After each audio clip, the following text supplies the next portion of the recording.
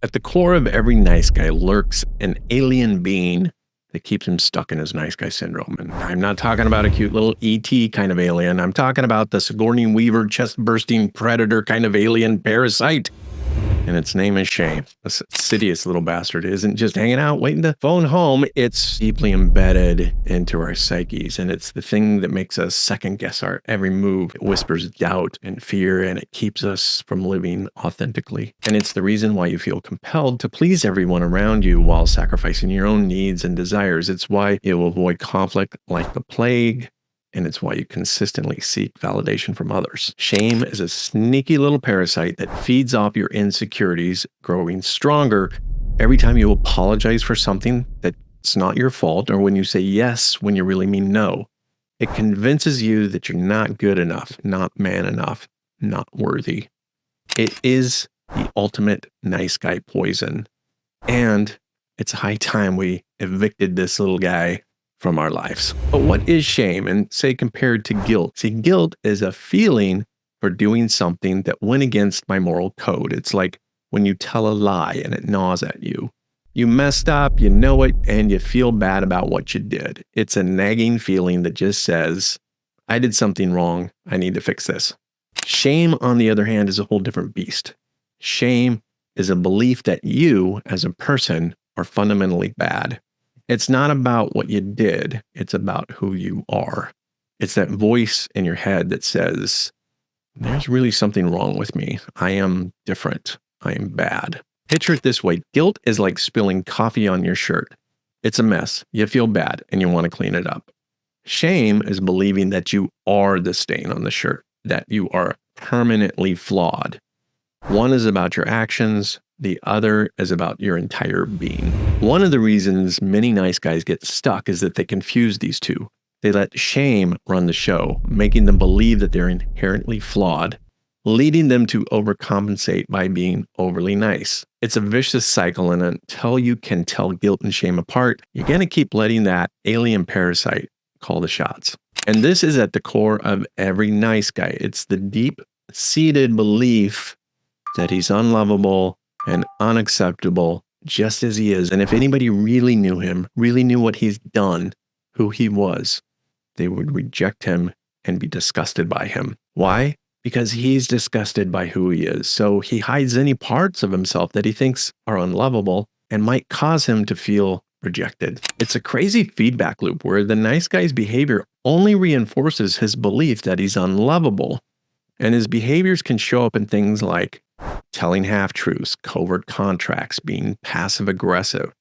And then when he gets caught or called out, his shame really kicks in. And instead of letting the guilt guide him to make an amends, like a healthy person would do, he spirals into a shame fest. The feeling of guilt becomes proof that he really is unlovable and unacceptable just as he is. And it adds to the growing pile of evidence that he's been collecting throughout his entire life that validates this deep-rooted belief. Now, if a nice guy gets called on his behavior, then he's going to go into a shame spiral, spending hours, days just beating himself up, trying to resolve the crack in his psyche. But instead of dealing with it, he just doubles down and becomes nicer. Shame is toxic like cancer, and if you don't deal with it, it can literally kill you. Trust me, it almost killed me, and I'm going to share with you that story, but first I need your help. I believe this message is so important that I need you to help me get it out there. And the best way you can do that is to like this video and share it. And if you're not already a subscriber, please hit that button. It helps the algorithm share the content with other nice guys who need the message. Now, here's the thing. I believe that there's somebody watching this video right now who needs to hear this, and I'm talking to you. Part of my own story was that 15 years ago, I was so steeped in shame that I saw no escape from the overwhelming pain of a lifetime of carrying around my shame. I truly believed that I was so bad that the world would be a better place without me. I know what it's like to feel desperate, hopeless, and see no other way out. And one of my saddest experiences as a therapist was losing one of my patients to suicide due to his toxic shame. And it is the reason why I am so passionate about the message of the nice guy syndrome. I've seen it happen over and over again with the men that I work with. Wonderful guys who keep their gifts from the world because of this belief of toxic shame. And it is killing them slowly, like death by 1,000 paper cuts, and sometimes quickly, like my patient. Wow, things got really heavy there. Let's shift gears a little bit. As I mentioned, shame can feel like an alien invasion in our lives. And speaking of aliens, have you ever seen the movie Signs with Mel Gibson? It's a story about aliens invading the world and killing people.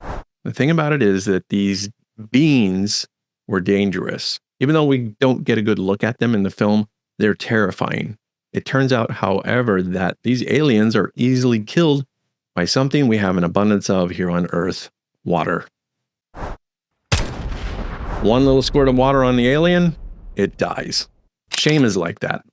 It's an invasion of your psyche, and it feels terrifying. But these aliens of shame are actually easy to be killed with something almost as simple as water: light. When we bring the things we're afraid will get us rejected into the light, it ceases to have any power over us because it's no longer hidden. It only has power over us in the darkness.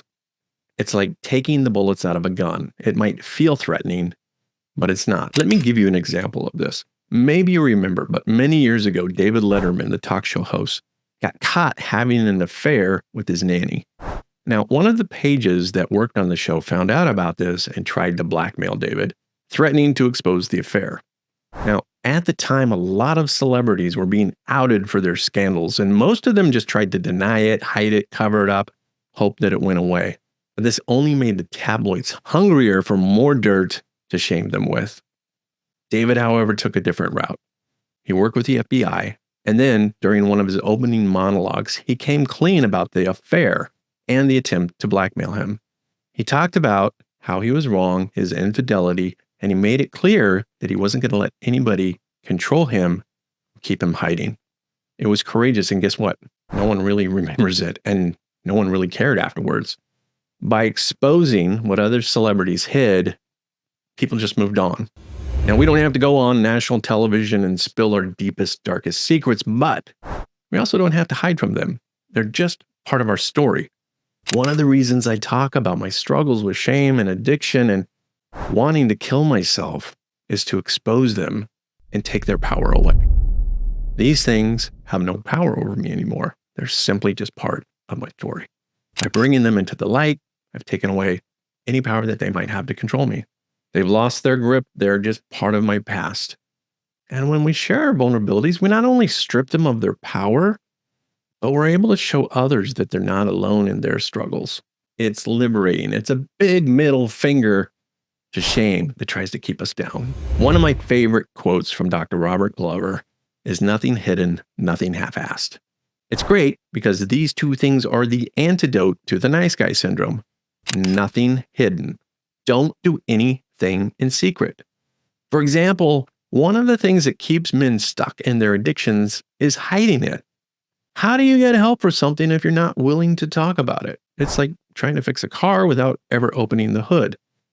When we hide our struggles, we give them power. Secrecy feeds shame and it keeps us trapped. But by bringing them into the open, we can start to deal with them and find real resolution. The second part, nothing half-assed. That's fully committing to whatever happens, fully committing to your story. Don't try to sugarcoat it. Dive in to your story. This approach is the key to overcoming the nice guy syndrome because it's all about authenticity and giving your best effort in every part of your life. So here's another true confession. I am a psychology nerd. I am a fanboy for people that you probably have never heard of. These are the people that do a lot of research about psychology and how the brain works in human behavior. One of my star people, the person that I would love to meet someday, is Brené Brown. If you don't know who she is a rock star researcher on shame and vulnerability. She has a couple of amazing TED Talks on the subject, and she's written several books. She is the go-to expert on shame. So if you're really serious about overcoming your shame, I highly recommend the book Daring Greatly. Brené recommends that there are 6 things that we can do to help eradicate our shame. And I'm going to tell you what those are. The first one is recognizing the shame triggers. You want to start by noticing when you feel the wave of shame wash over you. This can feel almost visceral. It's that sort of like head rush that you get, the pit of your stomach, cheeks get flushed, and you have the sudden urge to hide. If you can pinpoint the kind of events or situations that trigger these feelings, that can be really key. Maybe it's criticism at work or conflict in a relationship, but by understanding what sets off your shame, it helps you anticipate and manage it better. The next thing is practice critical awareness. See, society and culture will impose standards on us that are actually impossible to meet. So it's important to ask yourself if the expectations that you're holding on to yourself are realistic or even fair. Shifting your mindset and recognizing that no one is perfect and that these social pressures are often unfounded and can help you reject the shame that comes from trying to meet impossible standards. The next thing on the list is reach out. Shame makes us want to withdraw and hide, but isolation only strengthens it. Don't isolate yourself. Instead, reach out to somebody you trust. Talk about your feelings with a friend or a therapist. This can be really helpful and liberating. Verbalizing what you're going through and hearing that others have experienced similar feelings can help diminish the power of shame. Next up is speak shame. When you're feeling shame, just say it out loud. I'm feeling ashamed right now. This act of naming the emotion can reduce the power and make it more manageable. Understanding that everyone experiences shame allows you to acknowledge that it's a common human emotion and it's not something you need to isolate or hide. The next one on her list is the one that we've been focusing on the most, and that is owning your own story. Accept that everybody has flaws and everybody makes mistakes. Your story, with all of its ups and downs, is uniquely yours and it's valuable. Because when you share your story with others, it puts you in control of the narrative. And the vulnerability is actually a source of strength, not weakness. The final thing on her list is practice empathy. You want to treat yourself with the same kindness and understanding that you would offer to a friend. Recognize that everyone struggles and that you're not alone in your experience. In other words, if a friend came to you and shared the same thing, the same experience with you, how would you react? Would you shame them? Would you put them down? Or would it help you actually to identify with them? See, showing empathy towards ourselves and others builds deep connection, and it reduces the feeling of isolation that we're alone and that we're the only ones struggling with this. I can't tell you how huge this is. Simply by having a little bit of courage and showing up and saying, this is what I struggle with. 99% of the time when I've done this, I have found that the other person shares with me that they struggle with it too. So I offer these steps as powerful tools to help you break free from the grips of shame. They can help you live more authentically, fully, and without the constant fear of being rejected or judged. Implementing these practices can transform your relationship with yourself and others, leading to a more courageous, fulfilling life. So what do you think?